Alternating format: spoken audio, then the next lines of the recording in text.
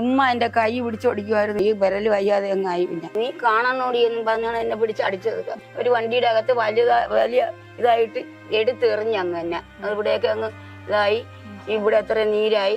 എന്റെ കണ്ണാടി പോയി.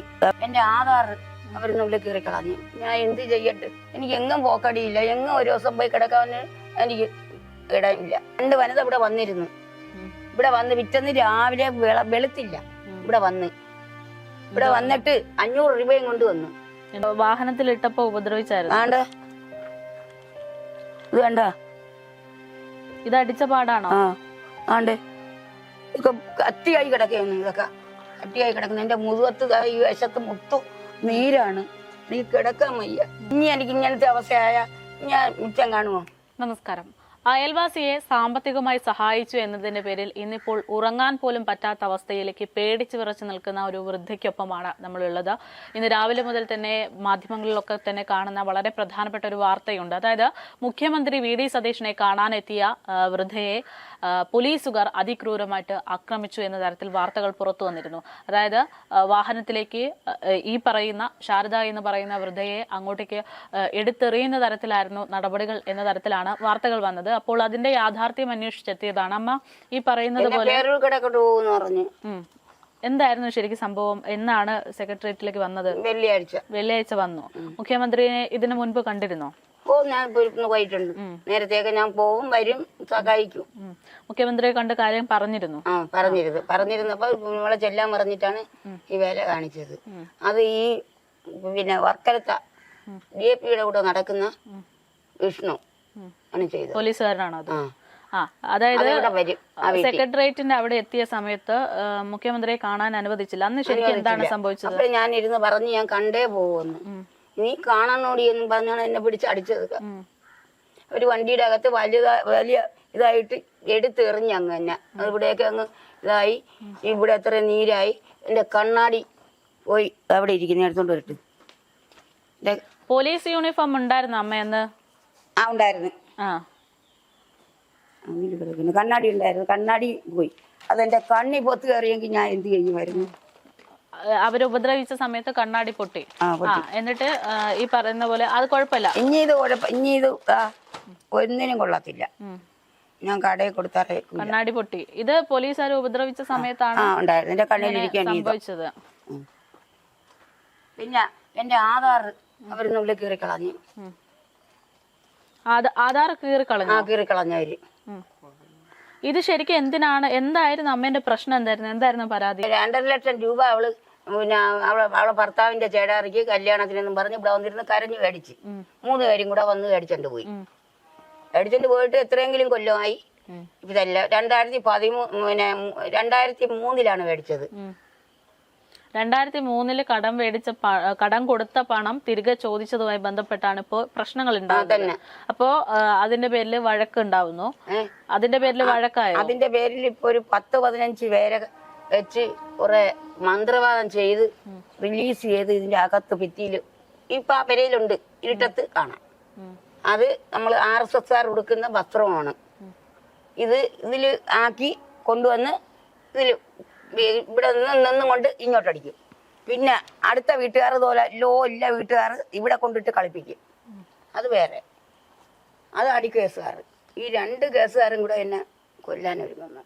ഞാൻ എന്ത് ചെയ്യട്ടെ? എനിക്ക് എങ്ങും പോക്കടിയില്ല. എങ്ങും ഒരു ദിവസം പോയി കിടക്കാൻ എനിക്ക് ഇടമില്ല. അമ്മ കടം കൊടുത്ത പണം തിരികെ ചോദിച്ചതിന്റെ പേരില് മന്ത്രവാദം കൊണ്ടും ഭീഷണി കൊണ്ടും ഈ കടം വാങ്ങിയ ആളുകൾ ഉപദ്രവിക്കുന്നെന്നാണ് പറഞ്ഞു വരുന്നത്. അപ്പൊ ഇത് മുഖ്യമന്ത്രിയെ മുഖ്യമന്ത്രി അറിയാനാണ് ഞാൻ എഴുതി കൊണ്ടുവന്ന് കൊടുത്തത്. അതിന്റെ എന്റെ ഇരിക്കുന്നതല്ല. ഇതാണ് ഞാൻ കൊണ്ടുവന്ന് കൊടുത്തത്. അല്ല ഞാൻ വേറെ മുഖ്യമന്ത്രി എന്റെ അടുക്ക ഒന്നും പറഞ്ഞില്ല. ചെല്ലാൻ പറഞ്ഞ് ഞാൻ പോയിട്ട് അവിടെ ഞാൻ വേറൊരു സ്ഥലത്ത് പോയിട്ട് വന്നിട്ട് ഞാൻ പറഞ്ഞു ഞാൻ ഈ കയറി ക്യാൻറ്റീൻ കയറി എടുത്ത് ചോറ് നിന്നിട്ട് വരട്ടെ വെച്ചാൽ സമ്മതിച്ചില്ല. ഇവിടെ ഇരുന്നാൽ മതിയെന്ന് പറഞ്ഞ് ഇവിടെ നിന്ന് അങ്ങ് പോയി. അവിടെ കയറാൻ സമ്മതിക്കൂല. ഒരുപാട് ജനങ്ങളുണ്ടായിരുന്നു. കയറാൻ സമ്മതിക്കില്ല. പോലീസുകാർ പെണ്ണും ആണും ഉണ്ടായിരുന്നു. ഈ അതിക്രമിച്ച് കയറിയത് 3 പോലീസും 5 വനിതയും. 2 വനിത ഇവിടെ വന്നിരുന്നു. ഇവിടെ വന്ന് പിറ്റേന്ന് രാവിലെ വെളുത്തില്ല. ഇവിടെ വന്നിട്ട് 500 രൂപയും കൊണ്ടുവന്നു. എന്തിനാ? അതെനിക്ക് അറിഞ്ഞൂടാ. എനിക്ക് വേണ്ടെന്ന് പറഞ്ഞു. 500 രൂപ തന്നിട്ട് എന്താ പറഞ്ഞേ? പിന്നെ കാലി തൊട്ട് തൊഴുതിട്ട് പറഞ്ഞു ഞങ്ങൾ ചെയ്തത് പിന്നെ ഞങ്ങൾ ചെയ്തു പോയി, ഞങ്ങൾക്കൊരു മാപ്പ് തരണമെന്ന്. ഞാൻ പറഞ്ഞു മാപ്പ് തരില്ല, എനിക്ക് 79 വയസ്സായി, ഞാൻ മാപ്പ് തരില്ല. അമ്മയ്ക്ക് എവിടുന്ന ഇത്രയും രൂപ കിട്ടിയത്? പ്രസവം എടുക്കാൻ പോകും 40,000 രൂപ വരെ ഞാൻ മേടിച്ചിട്ടുണ്ട് ഒരു മാസം. അങ്ങനെ സമ്പാദിച്ച പണമാണ് തന്നെ ബാങ്കിൽ കിടന്നു പോണു. അപ്പൊ ഈ പണം കൊടുത്ത സമയത്ത് അവര് എപ്പ തിരിച്ചു തരുമെന്നായിരുന്നു വെക്കം തരാന്നും പറഞ്ഞ് മേടിച്ച്. പിന്നീട് അവ ചോദിക്കുമ്പോഴെല്ലാം അടിക്കാൻ വരും മടലും കൊണ്ട്. അപ്പൊ അങ്ങനെയാണ് പരാതിയായിട്ട് പോകുന്നത്. ഇവരോട് ചോദിക്കണ്ടല്ല അവര്. അപ്പൊ മുഖ്യമന്ത്രി ഇതിനെന്തെങ്കിലും പരിഹാരം ചെയ്യുമെന്ന് പറഞ്ഞാണ് ഞാൻ പോയത്. അപ്പൊ മുഖ്യമന്ത്രി പരിഹാരം ചെയ്തില്ല, എന്നെ കാണാൻ പോലും സമ്മതിച്ചില്ല. അപ്പൊ ഇതിൽ ഇവിടെ ഈ പോലീസ് വിളിച്ച് പറഞ്ഞ് അവരെ അതിനൊന്നും അനുവദിക്കരുതെന്ന്. അത് ഞാൻ കേട്ടു. അനുവദിക്കരുത്, അവരെ അങ്ങ് തുരത്തി നിങ്ങൾ പിടിച്ചോണ്ട് പോകുന്നു. അമ്മയെ വാഹനത്തിൽ ഇട്ടപ്പോ ഉപദ്രവിച്ചായിരുന്നു? ആണ്ട് ഇത് കണ്ട, ഇത് അടിച്ച പാടാണോ? ആണ്ട് ഇതൊക്കെ കത്തിയായി കിടക്കുന്നു. ഇതൊക്കെ കട്ടിയായി കിടക്കുന്നു. എന്റെ മുതുകത്ത് ഈ വശത്ത് മുത്തു നീരാണ്, എനിക്ക് കിടക്കാൻ വയ്യ. ഇനി എനിക്ക് ഇങ്ങനത്തെ അവസ്ഥയായ ഞാൻ മിച്ചം കാണുമോ? അല്ല ഇങ്ങനെയാണ്. അല്ല പൈസ മേടിച്ചിട്ട് പോയപ്പോഴൊക്കെ സന്തോഷമായിട്ട് കരഞ്ഞു വിളിച്ച് മേടിച്ചിട്ട് പോവുകയും ചെയ്ത് എല്ലാം ചെയ്ത്. ഇപ്പോഴീ പൈസ തരാനാണ് മടി. കേസ് കൊടുത്തെങ്കിൽ നിന്നെ ഞങ്ങൾ കൊല്ലും, കേസിന് മുമ്പേ കൊല്ലുമെന്നാണ് പറയുന്നത്. അതേപോലെ തന്നെ അടിക്കേസിൻ്റെത് തന്നെ എറണാകുളത്ത് എത്തി കേസ് ഹൈക്കോടതിയിൽ. അതിന് മുമ്പ് അവിടെ നിന്ന് പേപ്പർ വന്നിട്ടില്ല, അതിന് മുമ്പ് കൊല്ലണമെന്ന് പറഞ്ഞ് അവർ ചെയ്യുന്നു. അമ്മയ്ക്ക് പേടിയുണ്ടോ അങ്ങനെ ജീവിക്കാൻ? പേടിക്കാൻ എനിക്ക് പേടിയുണ്ട്. ഞാൻ ഒറ്റയ്ക്കേ ഉള്ളു, എനിക്ക് വെളിയിലിറങ്ങണമല്ലേ. കക്കൂസ് കണ്ട ചവിട്ടി പിടിച്ചിട്ടിരിക്കുന്നു ഞാൻ വന്നപ്പോ. ഈ പോലീസ് സ്റ്റേഷൻ എന്താ ഉണ്ടായത്? എവിടെ? അവിടെ ഇതുപോലെ വേറെ ആള് വിളിച്ച് പറഞ്ഞ് ഇതിനുള്ള ഇത് കൊടുക്കരുത്, അവരെ മന്ത്രിയോട് സംസാരിക്കാനാ, ഇതിനാ ഒന്നും കൊടുക്കണ്ട, അവരെ അങ്ങ് പിടിച്ച് ഇതാക്കാം. ഞങ്ങൾക്ക് കൊട്ടേഷൻ തന്നെങ്കിൽ ഞങ്ങളത് പാലിച്ചിട്ടേ ഇരിക്കുമെന്ന് പറഞ്ഞു. അത് ഞങ്ങൾ നടത്തുമെന്ന് പറഞ്ഞു. പോലീസുകാർ അങ്ങനെ പറഞ്ഞു? പറഞ്ഞു. വനിത പറഞ്ഞു. വനിത എന്നെ പിടിക്കാൻ മാറ്റിയൊക്കെ ചെയ്ത്. അവിടെ എല്ലാം അങ്ങ് മുറിഞ്ഞ്, ഇവിടെ എല്ലാം അങ്ങ് ഈ ഒരു ദിവസത്തെ നീര്. എനിക്കൊന്നാമത് വയ്യാതെ ഇരിക്കുന്നത്, ഞാൻ എന്ത് ചെയ്യും? ഇതിപ്പോ എനിക്ക് ഓള് ഇവിടെ കിടന്ന് ചീത്തവിളി, രാത്രിയാകുമ്പോൾ ചീത്തവിളി, രാത്രിയാകുമ്പോൾ ഇവിടെ വന്ന് കിടന്ന് ബഹളം എൻ്റെ അടുക്ക. അതുകൊണ്ട് എനിക്ക് നിവർത്തിയില്ലാത്തത് കൊണ്ടാണ് ഞാൻ മുഖ്യമന്ത്രിയുടെ അടുക്ക പോയത്. മുഖ്യമന്ത്രിക്ക് 2 പ്രാവശ്യം കൊണ്ടുണങ്ങുന്നു. 2 പ്രാവശ്യം ഞാൻ പോയി. 2 പ്രാവശ്യം. ആദ്യം ചെന്നപ്പോൾ പറഞ്ഞ് അമ്മ 2 ദിവസത്തെ എനിക്ക് തരണം, 2 ദിവസം ഒഴിവാണ്, ശനി ഞായറുമാണ് ഇല്ലയെന്ന് പറഞ്ഞു. പിന്നീട് വരാൻ പറഞ്ഞു, 2 ദിവസം കഴിഞ്ഞിട്ട് വരാൻ പറഞ്ഞു. എന്നിട്ട് ഞാൻ ഒരാഴ്ച കഴിഞ്ഞ് പിന്നെ അടുത്ത വെള്ളിയാഴ്ചയാണ് പോയത്. അടുത്ത വെള്ളിയാഴ്ചയാണ് ഇത് സംഭവിച്ചത്. അന്ന് അവിടെ പോയപ്പോൾ എന്താ ഉണ്ടായത്? അവിടെ ഇരുന്നിട്ട് ഞാൻ കോപ്പി അടിച്ചില്ലായിരുന്നു. ഇത് കോപ്പി അടിക്കാൻ ഞാൻ പോയിട്ട് വന്നപ്പം ആളങ്ങ് നിറഞ്ഞ്. ഞങ്ങൾ 3 പേര് നിൽക്കുന്നു, 3 പേര് വെളിയിൽ നിൽക്കുന്നു. അപ്പോൾ പറഞ്ഞു ഒരാൾ കയറി വരാൻ. ഞാൻ കയറിപ്പോയി. കയറി അവിടെ ചെന്നിരുന്നപ്പം മുഖ്യമന്ത്രി ഇങ്ങനെ വന്ന് പോകുമ്പം ഞാൻ പറഞ്ഞു എനിക്ക് ഒരു കാര്യം പറയാനുണ്ട് സാറിൻ്റെ അടുക്കെന്ന് പറഞ്ഞു. അവിടെ ഇങ്ങനെ കാര്യം പറയാനൊന്നും പറ്റത്തില്ല എന്നും പറഞ്ഞ് ഈ കൂടെ വന്നവർ പിടിച്ചോണ്ട് പോയി. എന്നെ പിടിച്ചോണ്ട് പോയി അങ്ങ് മേല് കയറുന്നതിൻ്റെ താഴെ ഇരുത്തി. അവിടെ നിന്നാണ് വരി വെച്ച് നമ്മളെ വരുന്ന അന്നേരം. അവിടെ ഇരുന്ന് വച്ച് ഇവരെന്നെ വന്ന് കുറ്റം ചെയ്യേണ്ടയും ചെയ്ത് ഇന്ന് നിങ്ങളിവിടെ നിങ്ങൾ മുഖ്യമന്ത്രിയെ കാണാൻ പറ്റിയില്ല. അങ്ങനെ ഞാൻ ചോദിച്ചു അതെന്ത്? ഞാൻ ഇത്രയും ദൂരെ നിന്ന് വന്നും വച്ച് മുഖ്യമന്ത്രിയെ കാണാതെ ഞാൻ പോണോ? ഞാൻ കണ്ടിട്ടേ പോകൂ. ഞാൻ പറഞ്ഞു ഇങ്ങനെ ഞാൻ കണ്ടിട്ടേ പോകുമെന്ന്. ഇത് കാണുന്നൊന്ന് കാണാമെന്ന് പറഞ്ഞാണ് അവരെന്നെ വലിച്ചെടുത്തത്. ശാരദാമ്മ പറയുന്നത് പ്രകാരം 2003 കാലഘട്ടത്തിൽ, അതായത് ഇപ്പോൾ 2026 വർഷങ്ങൾക്ക് മുൻപ് കൊടുത്ത കടത്തിന്റെ പേരിലാണ് ഈ ദുരനുഭവം ഒക്കെ നേരിടേണ്ടി വന്നിരിക്കുന്നത് എന്നുള്ളതാണ്. വർഷങ്ങൾക്ക് മുമ്പ് ആളുകൾ ചേർന്ന് ശാരദാമ്മയുടെ അടുത്തേക്ക് വരുന്നു. ഇത്തരത്തിൽ 2.5 ലക്ഷം രൂപ അവരുടെ ബന്ധുക്കളുടെ ഒരു വിവാഹവുമായി ബന്ധപ്പെട്ട് സഹായിക്കണമെന്ന് പറഞ്ഞുകൊണ്ട് കടമായിട്ട് വാങ്ങിക്കൊണ്ടു പോകുന്നത് തുടങ്ങിയാണ് പ്രശ്നങ്ങൾ തുടങ്ങുന്നത്. ദിവസങ്ങൾ കഴിഞ്ഞു, മാസങ്ങൾ കഴിഞ്ഞു, വർഷങ്ങൾ കഴിഞ്ഞു. പണം തിരികെ ചോദിക്കുമ്പോൾ പിന്നീട് അസഭ്യവർഷവും ഭീഷണിയുമായിട്ട് കാര്യങ്ങൾ മുന്നോട്ട് പോയി. ശാരദ ഇവിടെ താമസിക്കുന്നത് കൊടുവാളെടുത്ത് കാണിച്ചിട്ടുണ്ട്. ശാരദ ഇവിടെ താമസിക്കുന്നത് തനിച്ചാണ്. അതുകൊണ്ട് തന്നെ ഈ ഭീഷണികൾ പലപ്പോഴും പേടിയായിരുന്നു എന്ന് തന്നെയാണ് നമ്മളോട് പറഞ്ഞിരിക്കുന്നത്. ഇതുമായി ബന്ധപ്പെട്ടാണ് കഴിഞ്ഞ ദിവസങ്ങളിൽ മുഖ്യമന്ത്രി നേരിട്ട് കണ്ട ഇങ്ങനെയൊരു സാമ്പത്തിക പ്രശ്നങ്ങളുണ്ട്, അതിനേക്കാളുപരി നമ്മുടെ കേരളത്തിൽ ജീവിക്കാൻ പേടിയുണ്ട് എന്ന് പറയാൻ വേണ്ടി മുഖ്യമന്ത്രിയുടെ അരികിലെത്തുന്നത്.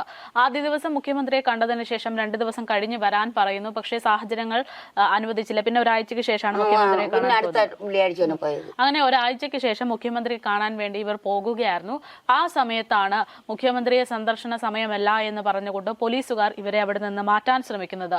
അതൊക്കെ നിയമത്തിന്റെ കോപ്പി ഞാൻ പറഞ്ഞു അപേക്ഷ കൊണ്ടുവരാം. ഞാൻ പറഞ്ഞു ഞാൻ അപേക്ഷ കൊടുത്തല്ലേ, എപ്പോഴും അപേക്ഷ എഴുതാൻ എന്നെ കൊണ്ട് കാശില്ല. അപ്പോൾ ഇവർ പറയുന്നത് പ്രകാരം നമുക്കത് മനസ്സിലാവുന്നുണ്ട്. പക്ഷേ പോലീസുകാർ ചെയ്തത് മുഖ്യമന്ത്രിക്ക് സംരക്ഷണം ഒരുക്കുക എന്നുള്ള രീതിയിൽ ഇവരെ മാറ്റുക എന്നുള്ളൊരു നടപടിയാണെന്ന് തോന്നുന്നു. പക്ഷേ പ്രശ്നം വരുന്നത് അത്തരത്തിൽ ഇവരെ മാറ്റാൻ ശ്രമിക്കുന്നതിനിടയിൽ ഉണ്ടായിട്ടുള്ള ആക്ഷനിലാണ്. അതായത് വാഹനത്തിൽ കയറാൻ ബുദ്ധിമുട്ടുണ്ട് എന്ന്, അല്ലെങ്കിൽ വാഹനത്തിൽ കയറാൻ തയ്യാറാകാതിരുന്ന ശാരദയെ വലിച്ചിഴച്ച് വാഹനത്തിലേക്ക് കയറ്റി വിട്ടു എന്നുള്ളതാണ് ഏറ്റവും വലിയ അവിടെ കൊണ്ടുപോയി. ഈ പറയുന്നത് പോയിട്ട് അവിടെ ചെന്ന് എന്നെ പിടിക്കുകയും വലിക്കുകയും ചെയ്ത് എന്റെ ഇരുന്ന സകലതും അവരില്ലാമാക്കി. എന്റെ ആധാർ അവിടെ വെച്ചാണ് അടിച്ചു കയറുന്നത്. നമ്മുടെ രാജ്യത്തിലുള്ള ഒരു പൗരന്റെ ഐഡന്റിറ്റിയാണ് ആധാർ കാർഡ്. അതുവരെ പോലീസ് ഉദ്യോഗസ്ഥർ വലിച്ചു കീറി എന്ന് പറയുമ്പോൾ നമ്മുടെ രാജ്യത്തോട് പോലും കാണിക്കുന്ന ഏറ്റവും നിഷ്ഠൂരമായിട്ടുള്ള ഒരു പ്രവർത്തനമാണ്. അതുവരെ പോലീസുകാർ ചെയ്തു എന്നുള്ളതാണ് ഏറ്റവും വലിയ കാര്യം.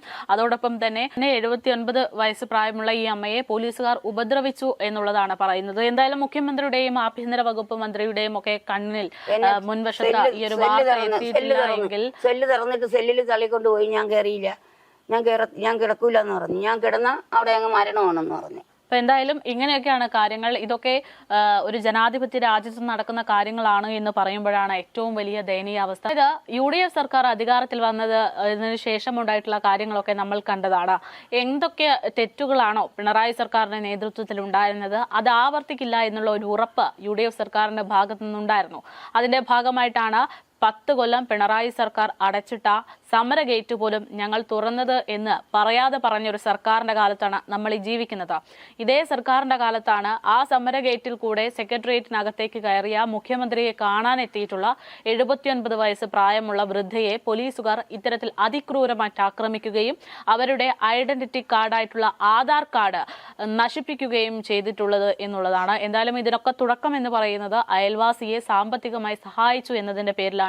എന്തായാലും ജീവനും ജീവിതത്തിനും ഭീഷണിയുണ്ട്, ആശങ്കകളുണ്ട് എന്നുള്ള ഒരു ആവശ്യം അല്ലെങ്കിൽ ഒരു പ്രശ്നമാണ് ഇവർ ഇപ്പോൾ ചൂണ്ടിക്കാണിക്കുന്നത്. അതോടൊപ്പം തന്നെ ഇത്തരം സാഹചര്യങ്ങളിൽ പോലീസിന്റെ ഭാഗത്തു നിന്ന് വന്നിട്ടുള്ള വീഴ്ചകൾ അതൊക്കെ തന്നെ ആഭ്യന്തര വകുപ്പും പരിശോധിക്കേണ്ടതായിട്ടുണ്ട്. അതായത് ഈ പോലീസുകാർ ഇത്തരത്തിൽ അതിക്രൂരമായിട്ട് അതിമോശമായിട്ട് ഈ വൃദ്ധയോട് പെരുമാറിയതിനു ശേഷം പിറ്റേന്ന് രാവിലെ ഈ വീടിന്റെ മുൻവശത്ത് നേരം വെളുക്കുന്നതിന് മുൻപ് ആ പോലീസുകാർ എത്തിയെന്നാണ് ഇവർ നമ്മളോട് പറയുന്നത്. 500 രൂപ കൊടുത്ത് ഈ കേസ് ഒതുക്കി തീർക്കാനുള്ള ശ്രമവും പോലീസിന്റെ ഭാഗത്തു നിന്ന് ഉണ്ടായിട്ടുണ്ട് എന്നുള്ള ഗുരുതരമായിട്ടുള്ള ആരോപണമാണ് പുറത്തു വന്നിരിക്കുന്നത്. എന്തായാലും കേരളത്തിലാണ് ഇതൊക്കെ നടക്കുന്നത്. ഇന്നത്തെ കാലത്തും ഇത്തരത്തിലുള്ള ആക്രമണങ്ങളും അതോടൊപ്പം തന്നെ പോലീസിന്റെ ഭാഗത്തു നിന്നുള്ള വീഴ്ചകളും ഒക്കെ ഉണ്ടായിക്കൊണ്ടിരിക്കുന്നു എന്ന് പറയുന്നത് വളരെ പരിതാപകരമാണ്.